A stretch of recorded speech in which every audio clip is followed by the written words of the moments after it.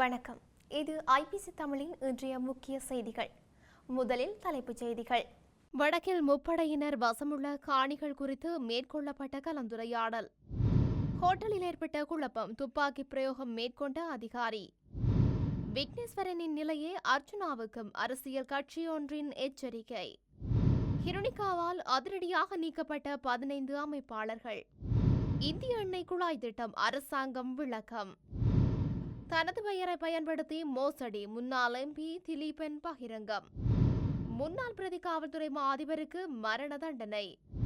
இந்தியாவை அடுத்து சீனா பறக்கும் ஜனாதிபதி வெளியான அறிவிப்பு. தொடர்பான விரிவான செய்திகள்.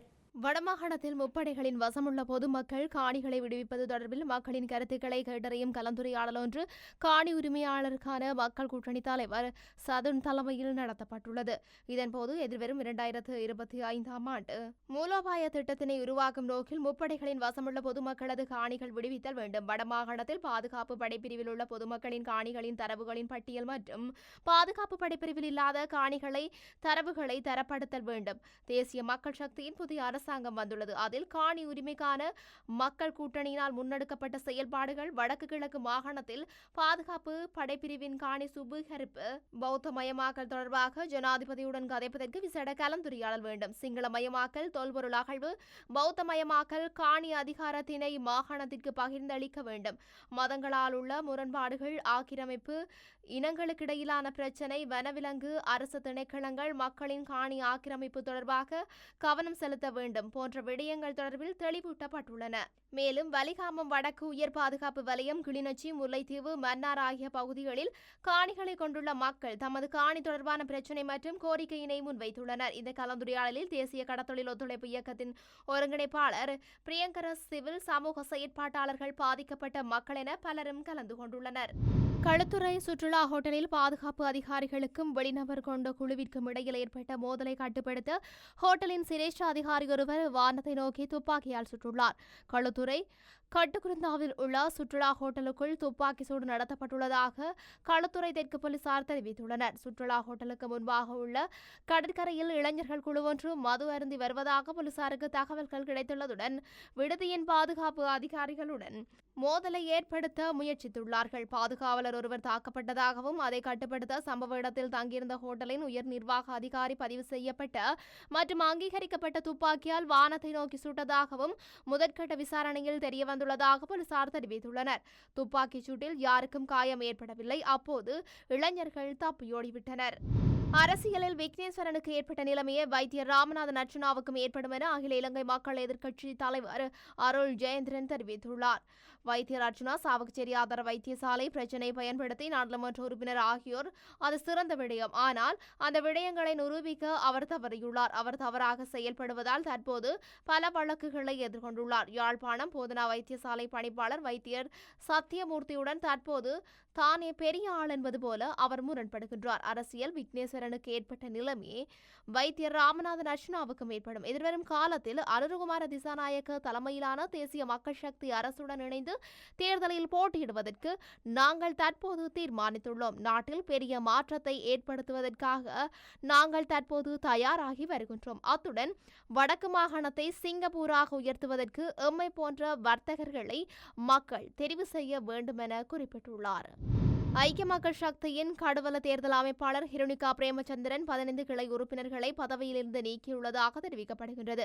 கடந்த நாடாளுமன்ற தேர்தலில் ஹிருணிகா பிரேமச்சந்திரவுக்கு ஆதரவளிக்காமல் வேறு ஒரு வேட்பாளரை ஆதரவளித்தவர்களே இவ்வாறு நீக்கப்பட்டுள்ளதாக கூறப்படுகின்றது. மேலும் இளம் வேட்பாளர்களுக்கு வாய்ப்பளிக்கும் வகையில் இந்த முடிவு எடுக்கப்பட்டதாகவும் கட்சியின் ஜாப்புக்கு அமைய அவருக்கு அளிக்கப்பட்டுள்ள அதிகாரத்தின் அடிப்படையில் இந்த முடிவு எடுக்கப்பட்டதாகவும் சுட்டிக்காட்டப்பட்டுள்ளது. எனினும் இந்த விடயம் தொடர்பில் கருத்து தெரிவித்த நீக்கப்பட்ட பிரதேச அமைப்பாளர் பிரேரஞ்சித் பெரேரா அமைப்பாளரை தன்னிச்சையாக நீக்கியதை தாம் ஏற்றுக்கொள்ளவில்லை என கூறியுள்ளார். மேலும் இது தொடர்பில் கட்சி தலைவருக்கு அறிவிக்க நடவடிக்கை எடுக்கப்பட்டுள்ளதாகவும் அவர் தெரிவித்துள்ளார். ஜனாதிபதியின் இந்திய விஜயத்தின் போது இரு நாடுகளுக்கும் இடையில் எண்ணெய் குழாய் அமைப்பது குறித்து எவ்வித இணக்கப்பாடும் எட்டப்படவில்லை என வெளிவிவகார அமைச்சர் விஜிதஹேர தெரிவித்துள்ளார். இந்திய எண்ணெய் குழாய் தொடர்பில் பல்வேறு கருத்துக்கள் முன்வைக்கப்படுகின்றன. எனினும் அது தொடர்பில் எவ்வித இணக்கப்பாடும் எட்டப்படவில்லை. இந்தியா ஒப்பந்தம் செய்துள்ளதாக உருவாகும் செய்திகள் முற்றிலும் பொய்யானது என்றார். மேலும் இந்தியா, இலங்கை மற்றும் ஐக்கிய அரபு ராஜ்யம் ஆகிய நாடுகளுக்கு இடையில் தற்போது முன்மொழியப்பட்டுள்ள எண்ணெய் குழாய் அமைப்பது குறித்தும் அமைச்சர் இங்கு விளக்கம் அளித்துள்ளார். தனது பெயரை பயன்படுத்தி தனது அலுவலகத்தில் இருந்தவர் செய்த மோசடிக்காக தான் நீதிமன்றம் செல்ல வேண்டி ஏற்பட்டதாக முன்னாள் நாடாளுமன்ற உறுப்பினர் திலீபன் தெரிவித்துள்ளார். நான் பண மோசடி செய்ததாகவும் கைது செய்யப்பட்டதாகவும் பல சமூக ஊடகங்களிலும் செய்திகள் வெளியாகின. நான் அபிவிருத்தி குழு தலைவராக இருந்தபோது எனது அலுவலகத்திற்கு பல தேவைகள் கருதி வருவது வழமை. அதன்போது சில அரசாங்க அதிகாரிகளுக்கு அதனை சிபார்சு செய்து அனுப்புவது வழமை. ஆனால் முகவர்களாக சிலர் செயல்பட்டு எனது பெயரை பயன்படுத்தி பணம் பெற்றுள்ளனர். அவ்வாறான ஒரு சம்பவமே நடந்தது. இந்த சம்பவம் எனது அலுவலகத்தில் இடம்பெற்றதால் நான் அதற்கு பொறுப்பு சொல்ல வேண்டியிருந்தது. இதனால் நீதிமன்றம் சென்று எனது தரப்பு நியாயங்களை நான் முன்வைத்துள்ளேன்.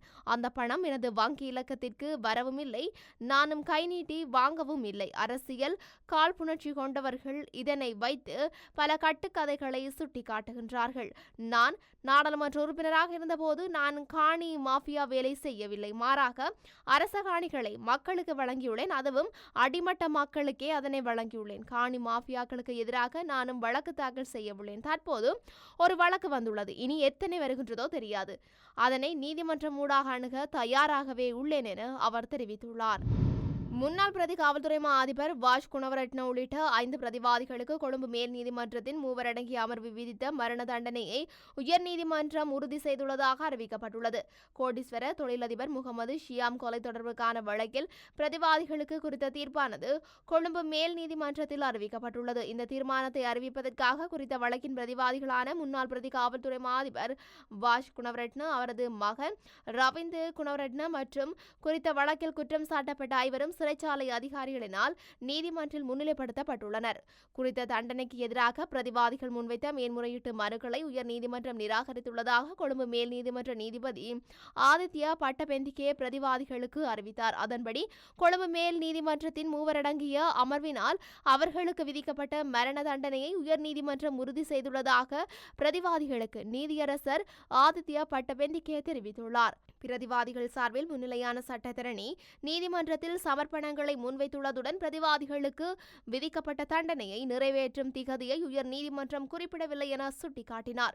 குற்றவாளிகள் ஜனாதிபதியின் மன்னிப்பை எதிர்பார்க்கும் பட்சத்தில் தண்டனையை நிறைவேற்றும் திகதி அவர்களுக்கு மிகவும் முக்கியமானது என சுட்டிக்காட்டிய சட்டத்தரணி அதற்கமைய தண்டனையை நிறைவேற்றும் திகதி தொடர்பில் உத்தரவு பிறப்பிக்குமாறு கோரிக்கை விடுத்துள்ளார். எனினும் இது தொடர்பில் உயர் நீதிமன்றத்தினால் மட்டுமே முடிவெடுக்க முடியும் எனவும் இது தொடர்பில் தனக்கு உத்தரவு பிறப்பிக்க முடியாது எனவும் கொழும்பு மேல் நீதிமன்ற நீதிபதி ஆதித்ய பட்டபெந்திகே தெரிவித்துள்ளார்.